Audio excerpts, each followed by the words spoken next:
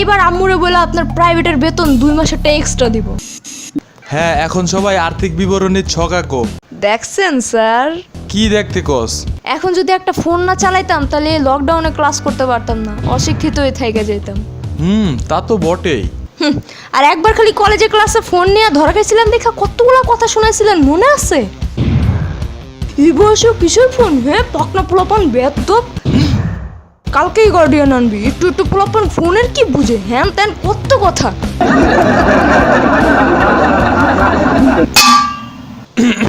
তুই এইবারও অ্যাকাউন্টিং এ ফেল, যা।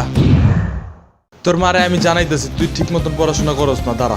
আয় হায়, না না না না না না স্যার স্যার, আমি তো এমনিই কইছি ক্লাসে ফোন চালানো কত বড় পাপ আমি তা জানি না, কোন জানি না। তুই ফেল। স্যার, কি? এইবার আম্মুরে বলে আপনার প্রাইভেটের বেতন 2 মাসেরটা এক্সট্রা দিব, আগের 4 মাসের বকেয়া সহ। কে জানে এইবারও বেতন দেওয়ার সময় গায়েব হয়ে যায় কিনা। না, হবে না মনে হয়। শ্রাবণী, তুই না আসলে খুব ভালো ছাত্রী, মানে ক্লাসে তোর মতন মেধাবী আর একটাও নাই। বাট স্যার, আমার রোল 1 আর শ্রাবণের তো 163। ওই চুপ থাক, তুই কি আমার কাছে পড়স? কি সব টুকাই পোলাপান কোচিং এ পড়স? তাই তো তোর রুল 1, নাইলে তোরও রুল 163 হইতো। কিন্তু স্যার আমার রোল 1। সেইটাই তো ক, 1 বড় না 163 বড়? মাথা মোটা পোলাপাইন। তাহলে তো স্যার শ্রাবণের থেকে আমি বেশি ভালো স্টুডেন্ট, কারণ আমার রোল 200।